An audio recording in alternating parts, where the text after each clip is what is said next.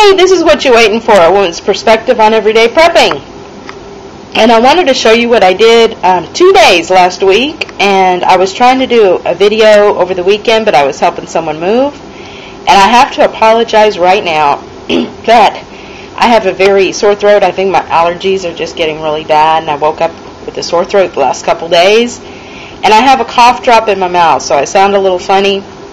I have to have a cough drop or I'll start coughing.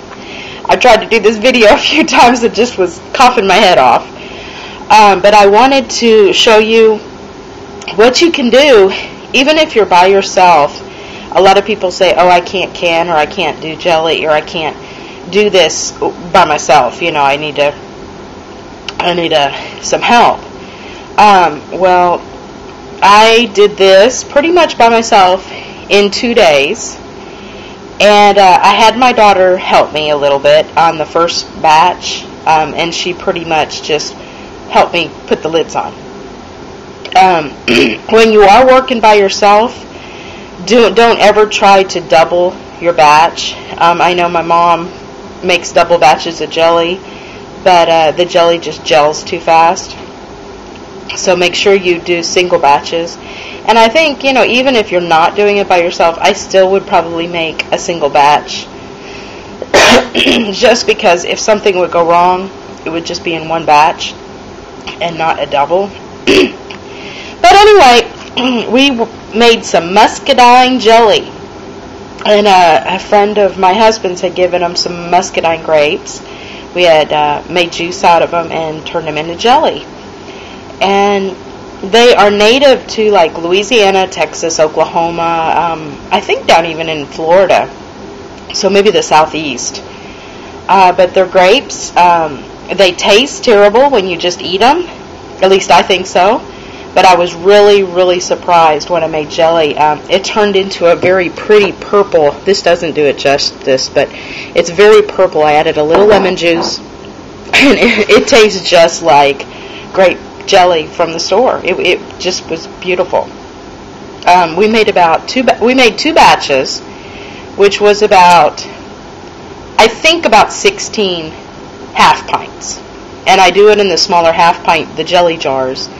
They're easier to keep in the fridge and go through quickly, but also we like to give them away. And I had to give someone a few of these that gave us the grapes, so of course I had to give them some grape jelly.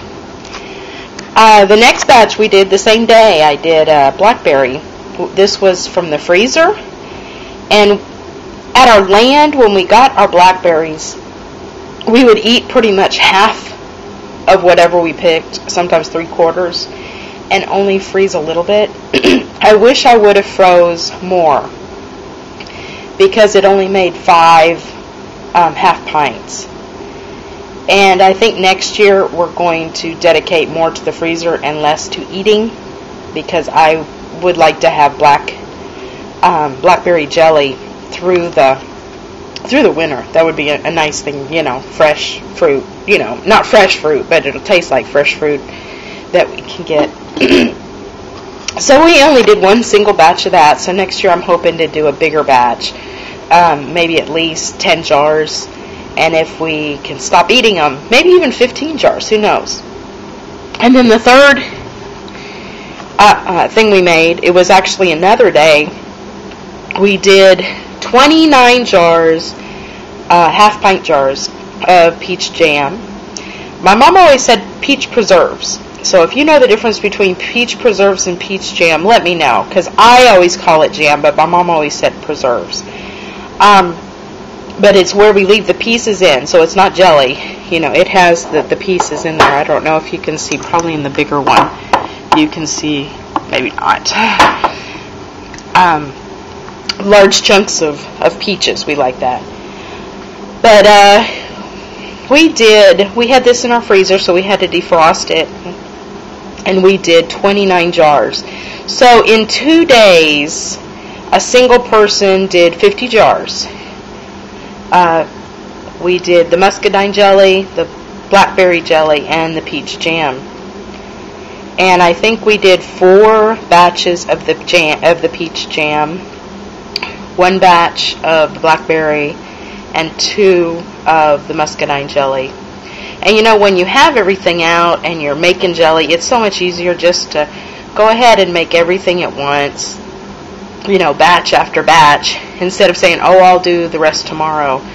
It was so much easier because while I had all this out, you know, all of the tools and the water boiling and everything, it was just so much easier just to, oh, you know what, let's just go ahead and do all 4 batches today.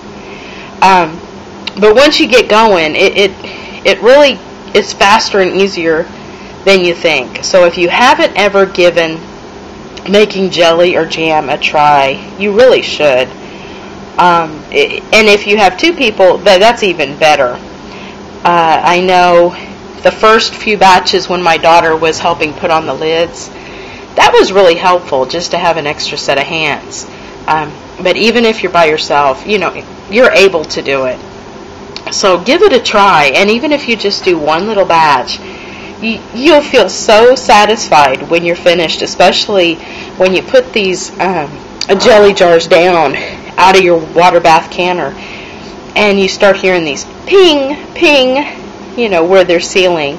And it's really instant gratification when you hear that. It's wonderful. And if you don't do the cooked jellies, you know, you could do it the simple way. You can always do the freezer and just do the freezer jam. You don't even have to cook it. So give it a try. You know, some jelly and in a water bath canner. It's actually the tools you need are out there right now, and I would give it a try and buy the items now, because later you might not be able to find your items, because right now is harvest time. And I wanted to also say, I don't know how much y'all spend for the lids. We don't have Tattler lids. I've never tried them. I really want to. But just the regular lids they had at local Fred's. And they had a box of 12 for $1. They also had the lids in the bands, a 12-pack for regular size, not a wide mouth, for $2. That was the cheapest I've seen, and I thought it was a really great buy. So if you want